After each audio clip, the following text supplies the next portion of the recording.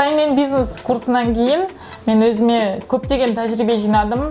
Қазіргі күнде мысалға Қытайға барсаң да, Турцияға барсаң да, ол сені алда кетуі мүмкін да. Мына Қытайдың заты мысалға сапалы деуге тұрарлық дүние, өйткені ол бізге жақсы қызмет жасап келе жатыр. Осы жақында өзімнің туған бауырым Қытайдан телефон алдық та, содан кейін жаңағындай салыстырып көрейікші деп Технодомға барғанбыз ғой. Қытайдан алдырылған жаңағы машинкалар, олар негізі Қазақстанда да бар, бірақ біз сол Қытай жақтан алдырамыз.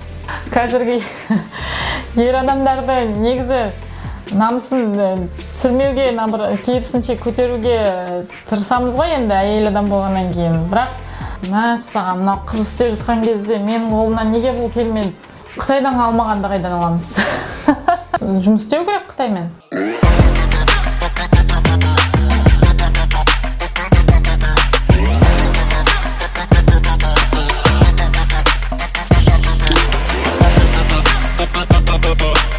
Саламатсыз ба, менің есімім Марайлым, фамилиям Нұрсүленова болады. Мен осы Астана қаласында Қытаймен бизнес онлайн сабағын өттім. 13-ші топтың түлегімін. Қазір негізі жалпы заттың барлығы Қытайдан шығады ғой. Ол мысалға біз Дубайдан да мата алдыратын болсақ, ол Дубайда өндіріс жоқтың қасы, енді өндіріс жоқ десе де болады. Сондықтан Дубайға ол мата қайдан келеді дейсіз, ол Қытайдан келетін арнайы. Мысалға Италия болсын, басқа жаққа болсын, Қытайдың заводынан шығарылады. Ол жақтан Италияның матасы деп келеді, бірақ негізгі шыққан жері Қытай. Енді қазір барлық нәрсе Қытайдан шығып жатыр ғой. Ол ешкімге құпия емес нәрсе, сондықтан Қытаймен жұмыс істеуден қорықпау керек. Қытайдан сапалы зат алдыруға болады. Оны өзіміз көргенбіз де, онымен өзіміз жұмыс істеп те көргенбіз. Сондықтан ол тексерілген дүние, одан қорқудың еш қажеті жоқ деп ойлаймын. Менің өзім тігін салоным бар, тігін ательесі. Біз жалпы өзіміздің брендіміз бар, Нұрсила атты. Сол брендімізға арнайы киімдер тігеміз. Одан кейін былайда заказдар қабылдап, тапсырыстар қабылдап, тапсырыспен де киімдер тіге береміз. Ательемізде қазір уақытта 5 адам болып жұмыс істейміз. Өзіміздің тігіншілеріміз бар, 2 тігінші. Сосын закройщик дейді, закройщик адамымыз бар. Осыдан 1 жыл бұрын ашылған болатынбыз. Біраз жұмыстарды істедік, біраз жұмыстар атқарылды. Түрлі выставкаларға қатыстық өзіміздің киімдерімізбен. Сондықтан қазіргі күнде осындай жұмыс істелініп жатыр. Сосын өзім және сіңілім екеуміз басшылық етеміз. Инстаграмы болсын, басқасы болсын, бәрін өзіміз жүргізіп отырамыз.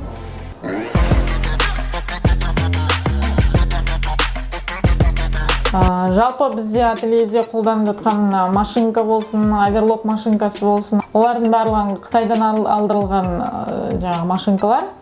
Олар негізі Қазақстанда да бар, бірақ біз сол Қытай жақтан алдырамыз. Қайшысы болсын, ол жібі болсын, ол кез келген матасы болсын, Қытайдан алдыра беруге болады, қорықпай алдыра беруге болады. Өйткені енді талай жылдан бері осы салада істеп келе жатырмыз, тексерілген, мысалға жібі де болсын, Қытайдан алынады, қайшысы да болсын, Қытайдан алдырылады. Сондықтан сапалы заттар, енді мысалға әрбір жерде ол Қытайға барсаң да, Турцияға барсаң да, ол сені алда кетуі мүмкін да. Қандай да бір заттың өзінің сапасын, өзінің қажетті қолданатын жерін білетін болсаң, алуға болады, неге алмасқа оны Қытайдан мысалға. Өзін бір рет алып, көріп, көз жеткізбегеннен кейін, оны мысалға ауызбен айтып, ой, Қытайдың сапасы мындай, Қытайдың заты андай деп айтудан негізі аулақ болу керек деп есептеймін. Өйткені өзін соны көріп, істеп, алып, жасап көру керек та. Мысалға біз өзіміз жұмыс істеп жатырмыз талай жылдан бері. Машинкаларда, мысалға, мына машинкалар 2 жылдан астам жұмыс істеп келе жатыр мысалға. Ол машинка бір күн демалмайды, күніне таңертең кешке дейін жұмыс істей береді мысалға. Сапасыз зат болатын болса, баяғыда қалар еді. Мына Қытайдың заты мысалға сапалы деуге тұрарлық дүние, өйткені ол бізге жақсы қызмет жасап келе жатыр. Ал енді бізге жақсы қызмет жасап келе жатқан сапалы дүние болғаннан кейін оны жаман деп айтуға аузымыз бармайды. Сондықтан не нәрсені өзің қолмен ұстап көріп, көзіңді жеткізбегеннен кейін оны айтудың өйтіп қажеті жоқ деп ойлаймын негізі.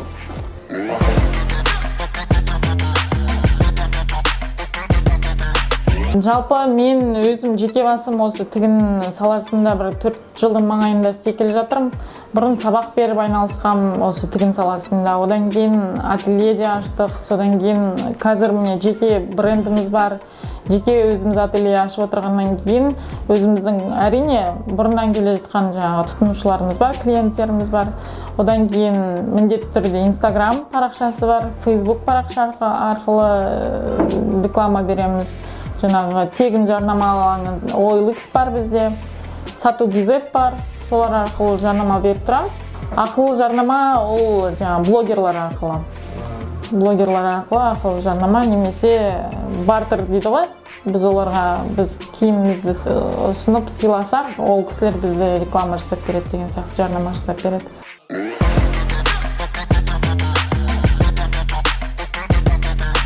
Қытайдан зат алдырып негізі қорқудың қажеті жоқ.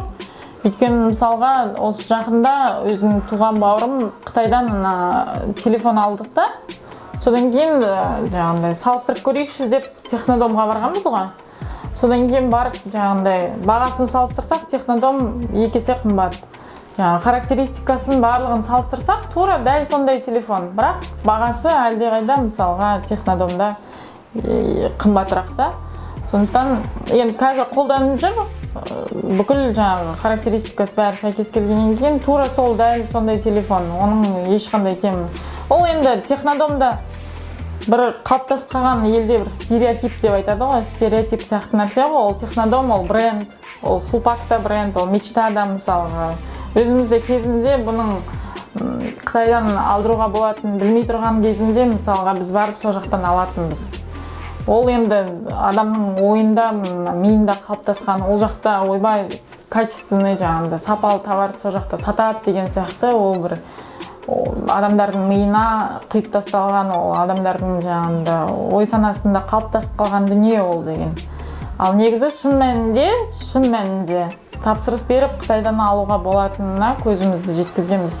Ай сайынғы тұрақты алынып тұратын енді күнделікті ол бізде жаңағы ине жіп, сосын замок, мысалға киімдерге міндетті түрде түймелер, одан кейін мысалға дублерин деп айтады, плечики, енді әртүрлі ательеге қатысты нәрселер, ательеде жұмыс істейтін адамдар біледі оның не нәрсе екенін. Тұрақты алынып, күнделікті қолданып тұратын жаңағы күнделікті нан мен май жеген сияқты, ол да біздің күнделікті тұрақты түрде қолданылатын дүниеміз сол. Соларды алып тұрамыз.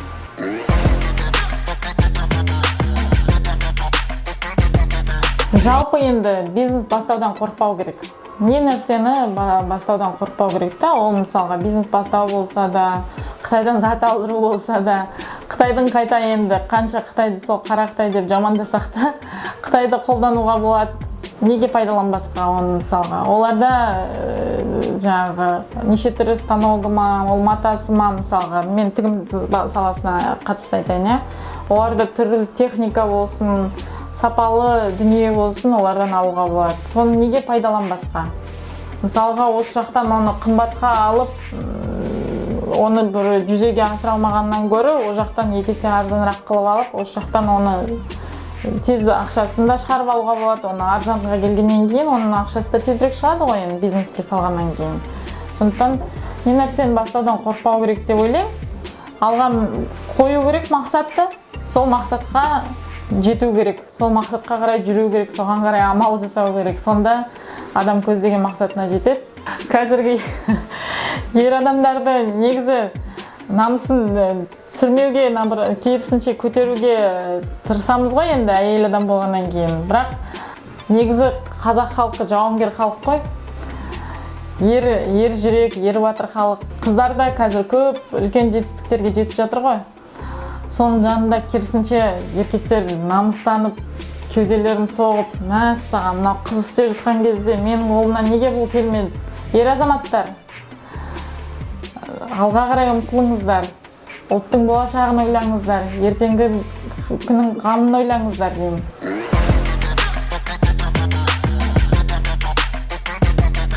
Қытайдан алмағанды қайдан аламыз? Өздеріңіз ойлап қараңыздаршы, ана күні мысалға Турцияға да бардық. Турциядан бір зат алып жатсақ, ана Made in China деп жазылып тұр ішінде. Мысалға Түркияның өзі сол Қытайға тапсырыс беріп тіктіреді да, одан кейін Түркияға келіп сататын, Турциядан шыққан зат деген сияқты. Бірақ шын мәнінде ар жақта шығарылады. Өйткені ол жақта жұмыс күші арзан, ол жақта түрлі мүмкіндік көп. Жаңағыдай фабрикасы болса фабрикасы, ол станогы болса станогы, әртүрлі жаңағыдай мүмкіншілік Қытайда көп. Енді ол ешкімге бір құпия нәрсе емес, ол қай жер болсын, ол Америкада жүрсең де сол Қытайдың заты сол жерде жүреді, ол Дубайда жүрсең де сол жақта жүреді, ол Турцияда жүрсең де сол жақта жүреді. Бірақ әркімге өзінің тігетін, әркімге өзінің беретін сапасы әртүрлі болады да. Ол Италияның качествосы болуы мүмкін, сапасы, ол Турцияның сапасы болуы мүмкін, ол Дубайдың сапасы болуы мүмкін. Сондықтан неге пайдаланбасқа ондай мүмкіндікті? Егер қолда барда жұмыс істеу керек Қытаймен. Елдос деген азамат өзінің ісімен, сөзімен, өзіне сенуге болатын дәлелдеген азамат. Сондықтан Елдосқа, жаңағы Елдостың командасындағы қыздар жігіттерге сенуге болады деп толық айта аламын, толық сеніммен айта аламын. Қытаймен қалай жаңағындай қарым-қатынас жасау керек екендігі ол бізге қажет нәрсе. Қытаймен бизнес курсынан кейін мен өзіме көптеген тәжірибе жинадым. Қазіргі күнде мысалға ешқандай делдалсыз, посредниксіз өзімізге жаңағы ісімізге, күнделікті тұрмысымызға қажетті заттарды ала алатын болдық. Өзіміз тұрақты бір байланыс орнаттық Қытаймен осы курс арқылы, осы курста оқуым арқылы. Сондықтан мен үшін басқа да өзіммен бірге қатысқан курстастарым үшін пайдалы болды бұл нәрсе. Оны өзіміз тәжірибе жүзінде көрдік, оның пайдалы екенін. Сондықтан басқа да курсқа қатысушыларға қорықпаңыздар дегім келеді.